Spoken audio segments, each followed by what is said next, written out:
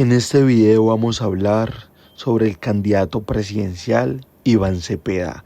Vamos a analizar su pasado oscuro y perturbador, pero quiero que tengas algo en cuenta, muy en cuenta. Este video no es campaña política. Tú puedes votar por cualquiera de los dos. Yo ya le hice el video a Abelardo, te lo voy a dejar en la descripción, analizando también su pasado oscuro. ¿Por qué es importante analizar el pasado?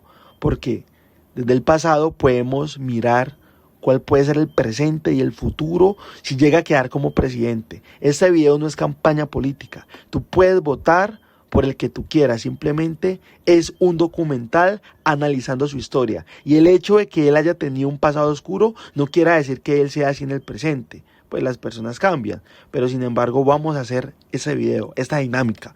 Así que comencemos, ponte cómodo y muy cómoda porque ese video va a estar muy interesante.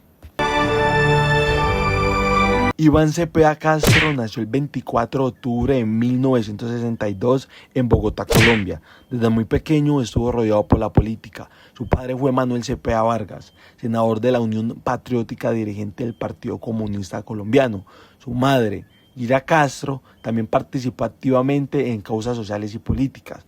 Debido a la situación política que vivía su familia, Iván pasó parte de su infancia fuera de Colombia. Vivió en países como Checoslovaquia y Cuba, experiencias que marcaron su manera de ver el mundo desde muy joven. Mientras otros niños se interesaban únicamente por los juegos o los deportes, Iván comenzó a desarrollar interés por los temas sociales y políticos. De hecho, siendo apenas un adolescente, ingresó a la Juventud Comunista, mostrando desde temprana edad una fuerte inclinación hacia el activismo político. Años más tarde viajó a Bulgaria para estudiar filosofía en la Universidad de Sofía. Durante esa etapa académica fortaleció sus conocimientos sobre política, historia y pensamiento social, temas que posteriormente serían fundamentales en su vida pública. Sin embargo, el acontecimiento que más impactó su vida ocurrió en 1994. En ese año fue asesinado su padre, Manuel Cepeda Vargas. La muerte de su padre no solamente marcó profundamente a su familia, sino que también cambió el rumbo de la vida de Iván Cepeda. A partir de ese momento decidió dedicar gran parte de su tiempo a la defensa de los derechos humanos, búsqueda de justicia para las víctimas y la denuncia de la violencia política en Colombia. Antes de convertirse en senador y figura nacional, Iván Cepeda fue reconocido primordialmente como activista y defensor de los derechos humanos. Y fue precisamente ese camino construido entre experiencias personales, estudios, activismo y la búsqueda de la justicia, el que terminarían llevándolo al escenario político colombiano. Pero la gran pregunta es, ¿cómo pasó de ser un activista a convertirse en una de las figuras más influyentes y debatidas de la política colombiana? Eso lo veremos a continuación. Tras años de activismo y defensa de los derechos humanos, Iván Cepeda comenzó a ganar reconocimiento a nivel nacional. Su trabajo se enfocó principalmente en acompañar a víctimas del conflicto armado, documentar casos de violencia y exigir verdad, justicia para miles de colombianos. Con el paso del tiempo, su voz empezó a tener cada vez más peso en el debate político, y fue así como decidió dar el salto a la política electoral. En el año 2010 fue elegido representante a la Cámara por Bogotá. Desde el Congreso se enfocó en temas relacionados con los derechos humanos, las víctimas del conflicto armado y la búsqueda de la verdad y de la paz. 2 años después, en el 2012, dio un paso más en su carrera política al convertirse en senador de la República. Desde entonces ha sido una de las figuras más visibles de la izquierda colombiana. Sin embargo, su trayectoria no ha estado exenta de polémicas. Uno de los capítulos más conocidos de su carrera ha sido su enfrentamiento político con el expresidente Álvaro Uribe Vélez. Durante años, Cepeda promovió investigaciones relacionadas con presuntos vínculos entre grupos paramilitares y algunos sectores políticos del país. Estas denuncias provocaron una intensa confrontación política y judicial que terminaron convirtiéndose en uno de los casos más mediáticos de la historia reciente de Colombia. Para sus seguidores, Iván Cepeda es una figura que ha defendido a las víctimas y ha luchado por esclarecer hechos del conflicto armado. Para sus críticos, muchas de sus posiciones políticas y algunas de sus actuaciones han generado controversia y fuertes cuestionamientos. Lo cierto es que independientemente de la postura que cada persona tenga sobre él, Iván Cepeda se ha convertido en una de las protagonistas más importantes del debate político colombiano durante las últimas décadas. Además de su trabajo en el Congreso, ha sido firme defensor de los procesos de paz y el diálogo como herramienta para intentar resolver los conflictos que han afectado al país durante años. Su participación en discusiones sobre derechos humanos, memoria histórica y reconciliación nacional ha sido constante a lo largo de su carrera. Y ahora, tras años de activismo, debates, polémicas y trabajo legislativo, Iván Cepeda busca llegar a la presidencia de Colombia. Uno de los temas que más controversia ha generado alrededor de Iván Cepeda tiene que ver con su relación y sus contactos con integrantes de las FARC. Durante años, sus críticos lo han acusado de tener una cercanía excesiva con esa organización guerrillera. Pero ¿de dónde nace esta polémica? Iván Cepeda fue uno de los principales defensores de los diálogos de paz entre el gobierno colombiano y las FARC. Además, participó en diferentes iniciativas relacionadas con la búsqueda de acuerdos para poner fin al conflicto armado. Debido a ese papel, sostuvo reuniones y contactos con integrantes de la guerrilla en el marco de procesos de paz y actividades relacionadas con derechos humanos. Para sus seguidores, esas reuniones eran necesarias para intentar terminar una guerra que llevaba décadas dejando víctimas en Colombia. Sin embargo, para sus críticos, estos acercamientos fueron mucho más allá de una simple labor de mediación. Sectores de derecha y especialmente algunos simpatizantes del uribismo han señalado durante años que Cepeda ha mostrado una actitud demasiado cercana hacia las FARC, incluso en distintas campañas electorales. Sus adversarios han utilizado estas reuniones para cuestionar su imparcialidad frente a las criminalidades cometidas por algunas antiguas guerrillas. Cepeda, por su parte, ha rechazado esas acusaciones. Sostiene que sus contactos con los miembros de las FARC dieron en el contexto de procesos de paz, defensa de los derechos humanos y búsqueda de soluciones al conflicto armado. Hasta el día de hoy, ese sigue siendo uno de los temas que más divide opiniones. Uno de los episodios más controvertidos en la carrera de Iván Cepeda tiene su origen en el hecho ocurrido en el 2008. El 1 de marzo de ese año, durante la llamada Operación Fénix, el ejército colombiano bombardeó un campamento de las FARC en territorio ecuatoriano. En esa operación murió Raúl Reyes, considerado en ese momento uno de los máximos comandantes de la guerrilla. Tras el operativo, las autoridades colombianas recuperaron varios computadores y dispositivos electrónicos que, según el gobierno, contenían miles de documentos y comunicaciones internas de las FARC. Meses después comenzó la polémica. Dentro de esos archivos apareció menciones del nombre de Iván Cepeda. Uno de los documentos atribuidos a Raúl Reyes decía: por pedido del compañero Iván Cepeda, estoy coordinando la unidad de las marchas que se harán en todos los países el próximo 6 de marzo. La frase generó un enorme escándalo político. Los críticos de Iván Cepeda afirmaron que esta mención demostraba que existía algún tipo de comunicación o acercamiento entre él y miembros de las FARC. Durante años, sectores del uribismo utilizaron este episodio para cuestionar la independencia política de Cepeda y para señalar una supuesta cercanía con la guerrilla. Sin embargo, Iván Cepeda rechazó todas estas acusaciones. Su versión fue que los documentos no podían considerarse pruebas confiables y que su nombre había sido utilizado dentro de una operación de desprestigio en su contra. Además, sostuvo que los archivos encontrados en los computadores habían sido manipulados o alterados, pero años después surgió una nueva controversia. Investigaciones periodísticas publicadas en el 2026 concluyeron que no encontraron evidencia de que el DAS hubiera modificado los archivos donde aparecían menciones de Cepeda. Según investigaciones, la teoría del montaje no pudo ser demostrada.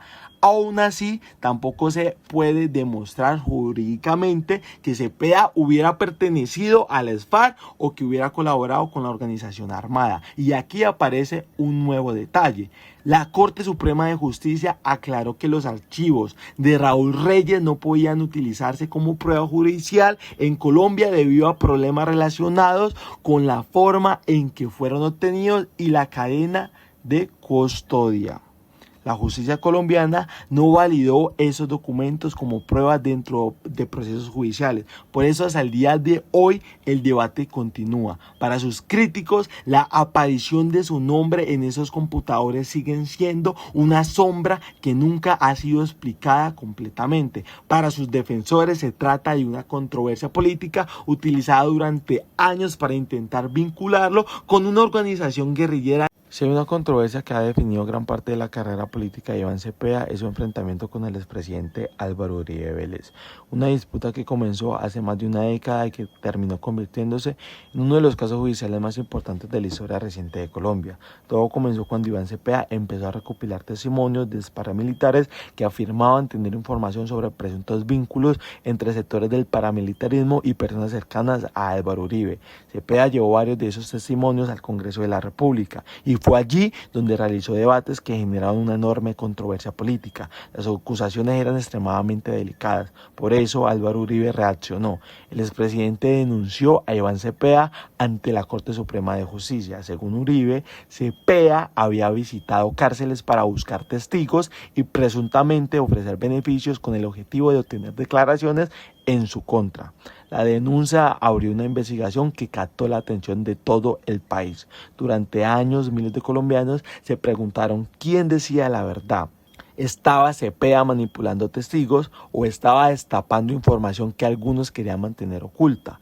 Tras revisar grabaciones, documentos, testigos y numerosas pruebas, la Corte Suprema de Justicia tomó una decisión que sorprendió al país. La investigación contra Iván Cepeda fue archivada. Según la Corte, no encontró pruebas suficientes para demostrar que hubiera manipulado testigos. Durante la investigación aparecieron indicios que llevaron a la Corte a abrir un proceso contra Álvaro Uribe.